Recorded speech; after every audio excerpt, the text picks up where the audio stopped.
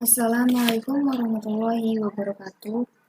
Perkenalkan, nama saya Ismi Narsi dengan NIM 12923059. Di sini saya akan menjelaskan tentang sistem bus. Sistem bus yaitu memiliki sambungan. Semua unit harus tersambung. Unit yang berbeda memiliki sambungan yang berbeda. Komponen komputer yaitu CPU, memori, input atau output. Yang kedua, sambungan memori. Berfungsi yaitu menerima dan mengirim data, menerima address, menerima sinyal kendali. Sinyal kendali memiliki tiga, yaitu read, write, dan timing. Yang ketiga itu sambungan input-output. Serupa dengan sambungan memori, output memiliki tugas yaitu menerima data dari komputer dan mengirimkan data ke periferal. Input memiliki tugas menerima data dari periferal dan mengirimkan data ke komputer.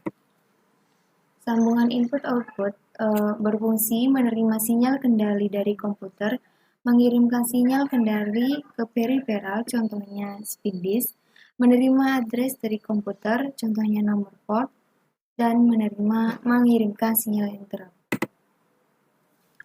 Yang komponen pertama yaitu CPU connection yang berfungsi membaca instruksi dan data, menuliskan data setelah diproses, mengirimkan sinyal kendali ke unit-unit lain, dan menerima dan menanggapi interrupt. Sistem bus. Sistem bus adalah penghubung bagi keseluruhan komponen komputer dalam menjalankan tugasnya. Komponen komputer yaitu CPU, memori, perangkat input-output. Transfer data antar komponen komputer terdiri dari dua, yaitu data atau program yang tersimpan dalam memori dapat diakses dan dieksekusi CPU melalui perantara bus. Yang kedua, melihat hasil eksekusi melalui monitor. Kecepatan komponen penyusun komputer harus diimbangi kecepatan dan manajemen bus yang baik. Mikroprosesor memiliki tugas yaitu melakukan pekerjaan secara paralel. Yang kedua, program dijalankan secara multitasking atau sistem bus tidak hanya lebar tapi juga cepat.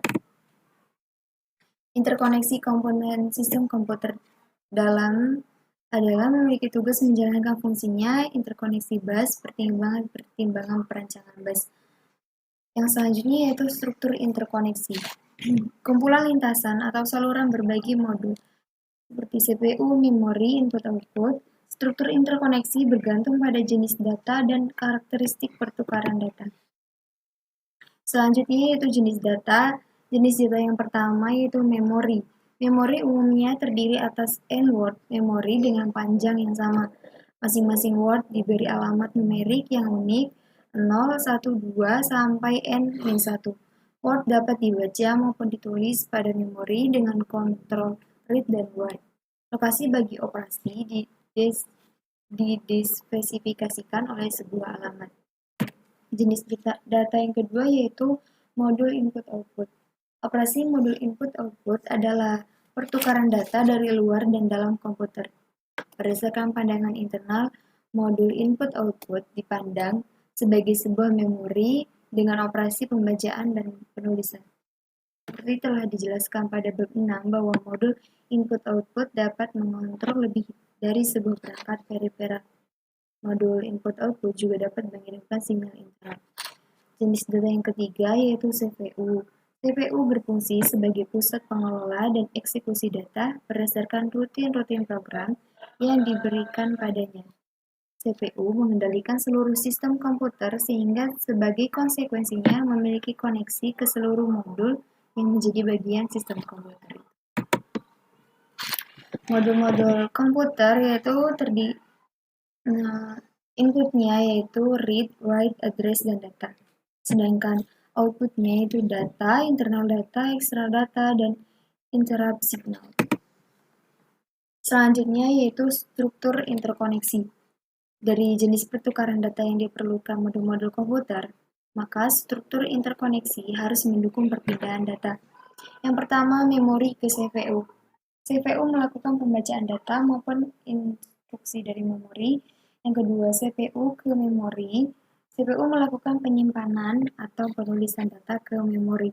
Input-output ke CPU, yaitu CPU membaca data dari peripheral melalui modul input-output. Yang keempat, CPU ke input-output. CPU mengirimkan data ke perangkat peripheral melalui modul input-output. Dan yang terakhir, input-output ke memori atau dari memori digunakan pada sistem ini. Selanjutnya yaitu perkembangan struktur interkoneksi. Sampai saat ini terjadi perkembangan struktur interkoneksi, namun yang banyak digunakan saat ini adalah sistem bus. Sistem bus yaitu bisa digunakan secara tunggal dan bisa digunakan secara jamak. Hal ini tergantung karakteristik sistemnya. Yang selanjutnya yaitu interkoneksi bus. Apa itu bus? Bus merupakan lintasan komunikasi yang menghubungkan dua atau lebih komponen komputer. Sifat penting dan merupakan syarat utama bus itu apa? Bus adalah media transmisi yang dapat digunakan bersama oleh sejumlah perangkat yang terhubung padanya. Jika digunakan bersama, yaitu diperlukan aturan main agar tidak terjadi tabrakan data atau kerusakan data yang ditransmisikan. Walaupun digunakan bersama, namun dalam satu waktu hanya di sebuah perangkat yang dapat menggunakan bus. Sebuah bus biasanya terdiri atas beberapa saluran. Sebagai contoh, bus data terdiri atas 8 saluran, sehingga dalam satu waktu dapat mentransfer data 8 bit. Secara umum, fungsi saluran bus dikategorikan dalam 3 bagian, yaitu saluran data, saluran alamat, dan saluran kontrol. Ini adalah pola interkoneksi bus yang terdiri dari CPU, memori, input-output. Selanjutnya yaitu saluran data atau data bus, lintasan bagi perpindahan data antar modul. Secara kolektif, lintasan ini disebut bus data. Umumnya jumlah saluran terkait dengan panjang word, misalnya 8, 16, 32 saluran. Tujuannya yaitu agar mentransfer word dalam sekali waktu. Jumlah saluran dalam bus data dikatakan lebar bus dengan satuan bit, misal lebar bus 16 bit. Yang kedua yaitu saluran alamat atau address bus, digunakan untuk menspesifikasi sumber dan tujuan data pada bus data.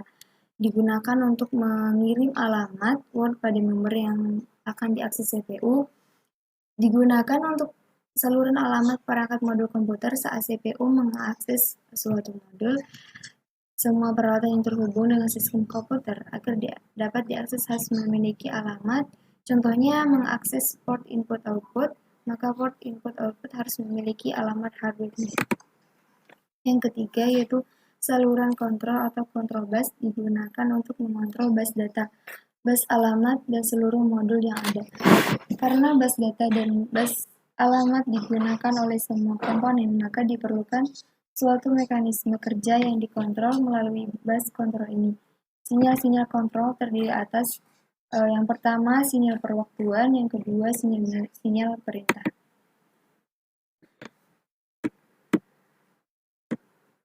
Sinyal saluran kontrol meliputi memory write, memory read, input-output write, input-output read, transfer ACK, dan bus request, bus grant, interrupt request, interrupt ACK, clock.